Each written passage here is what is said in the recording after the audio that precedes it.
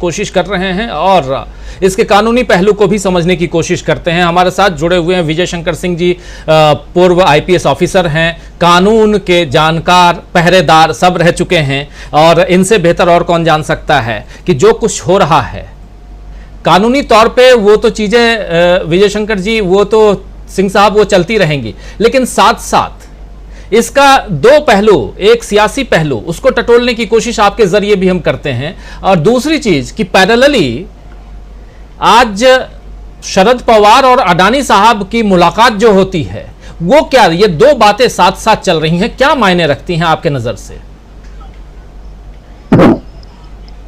जी नमस्कार।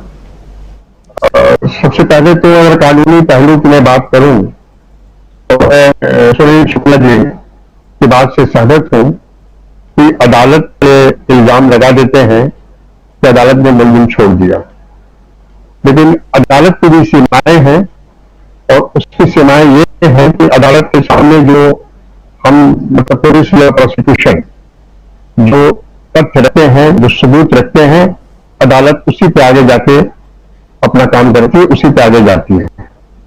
इसके कई उदाहरण आप सुप्रीम कोर्ट तक ले जाएंगे। 2-3 उदाहरण ताजा है। जब तो राफेल का मामला है, जब सरकार ने उनके सामने सारे कागज ही नहीं रखे और रखे भी तो सीलबंद लिफाफे में रखे तो क्या फैसला देते? पेगासस के बारे में जब सरकार ने कुछ जानकारी ही नहीं दी या दी तो आधी अधूरी जानकारी दी तो क्या फैसला देते?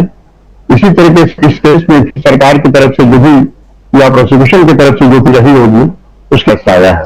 दूसरी चीज, उनकी बात से भी सहमत हूं कि सेशन कोर्ट का फैसला इतनी जल्दी आ गया और ये बड़ी अच्छी बात है।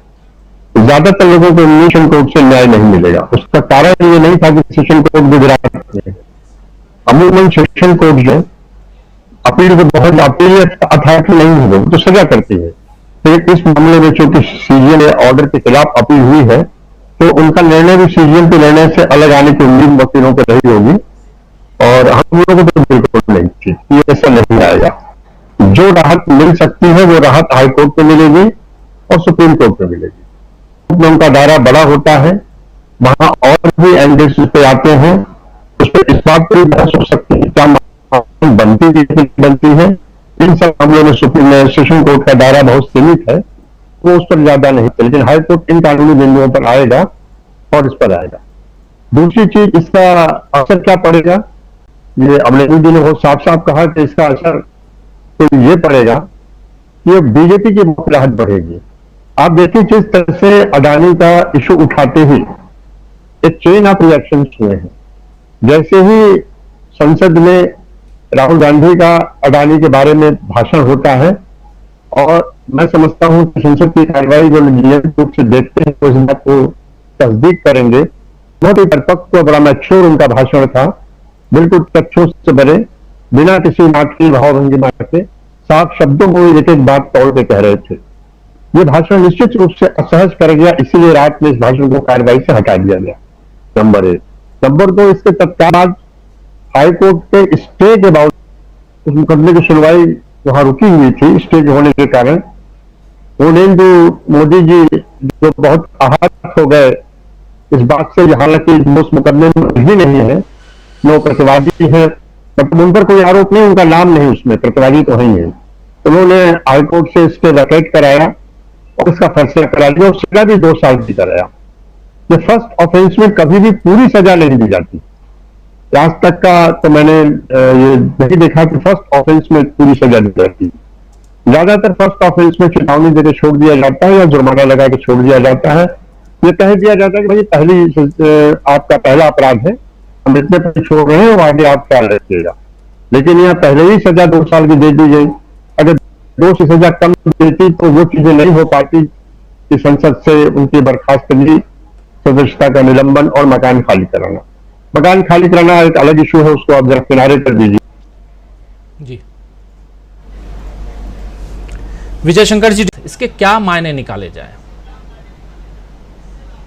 ये बड़ा रहस्यमय सवाल है और इसका उत्तर भी बड़ा मुश्किल होगा देना। शरद पवार खुद भी बड़े रहस्यमय और बड़े ही अलग तरह के राजनेता रहे हैं, जिनके बारे में अलग अलग तरह की बातें की जाती हैं। उनकी अपनी राजनीति बहुत तगड़ी पकड़ है, और जैसा कि अक्सर लोग कहते भी हैं कि दाहिने हाथ को नहीं पता रहता कि बायां हाथ क्या करता है। अडानी से उनके संबंध हैं, और ये बात नहीं है, तमाम राजनेताओं के पूंजीपतियों से संबंध हैं, रहते हैं। हम जिस पूंजीवादी व्यवस्था और जिस पूंजीवादी लोकतंत्र में हैं, ऐसे लोकतंत्र में ये इस तरह के संबंध रहते हैं। अब इस मुलाकात का क्या परिणाम आगे होगा? शुरू में तो उन्होंने कहा कि अडानी देश के उद्योगपति हैं, उन पर संदेह नहीं करना चाहिए।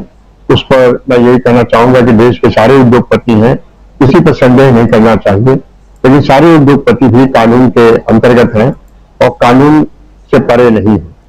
जो भी कानून बने, उद्योगपतियों को कानून का पालन करना चाहिए। कानून के पालन अगर वो नहीं करेंगे तो उन पर सवाल उठेंगे। जैसे घोटाला अगर हुआ है तो उस पर सवाल उठेंगे, शेल कंपनियों से पैसा आया तो उस पर सवाल उठेंगे, शेल कंपनियों से पैसा अगर डिफेंस सेक्टर में हुआ है और हुआ है, इसमें अगर लगाने की जरूरत नहीं है, हुआ है, उस पर सवाल उठेंगे। अब इसके राजनीतिक निहितार्थ, चूंकि अभी मुलाकात हुई है और बहुत सी चीजें अभी खबरें सामने नहीं आई हैं, तो जब तक ये खबरें नहीं आई तब तक इस पर तो नहीं कहा जा सकता है। लेकिन मैं एक चीज जरूर कहना चाहूंगा कि अडानी अब एक बड़े मुद्दा बन चुके हैं, और शरद पवार अगर चाहें भी अब ये केंद्रीय मुद्दा न रहे तो ये संभव नहीं है, क्योंकि ये मुद्दा समय अगर शुरू में अगर शरद पवार विरोधी पार्टियों से सबसे मिलकर बात कर लेते, किसी मुद्दा न बनाया जाए तो बात समझ में आती है।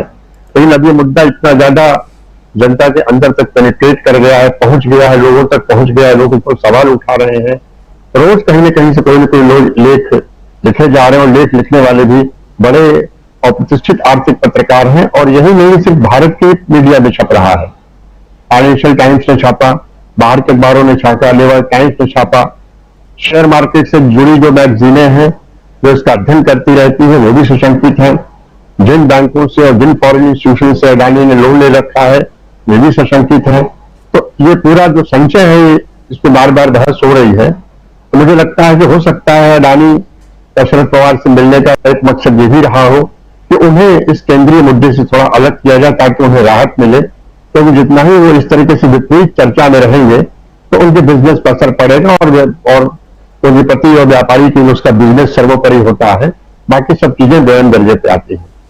लेकिन मुझे नहीं लगता कि शरद पवार भी उनको इस तरह का कोई आश्वासन दिए होंगे, या दे सकते हैं, या दिया भी होगा तो एक तरीके का पॉलिटिकल आश्वासन होगा। अब ये मुद्दा बहुत ही बड़ा मुद्दा बन चुका है, और बड़ा ही इसका असर पड़ेगा, और पड़ भी रहा है। इस मुद्दे को कांग्रेस को नहीं छोड़ना चाहिए, आप पार्टी भी नहीं छोड़ रही है, और लोग भी नहीं छोड़ रहे हैं। धीरे धीरे ये मुद्दा आगे बढ़ेगा। मुझे नहीं लगता कि शरद पवार अडानी को कुछ स्थिति में होंगे या कह सकेंगे नहीं मैं सब संभाल लूंगा, ये मुद्दा नहीं बन पाएगा। तो मुलाकात होगी। अब इसकी डिटेल मैं आप ही लोगों से अनुरोध करूंगा कि जब वो बाहर निकल के आएगी तो आप ही लोग उसको डिटेल में बताइएगा। जी जी जी, बिल्कुल बिल्कुल, बहुत सारी बातें और बहुत इंपॉर्टेंट बातें आप यहाँ रख रहे हैं। मुद्दा शरद पवार और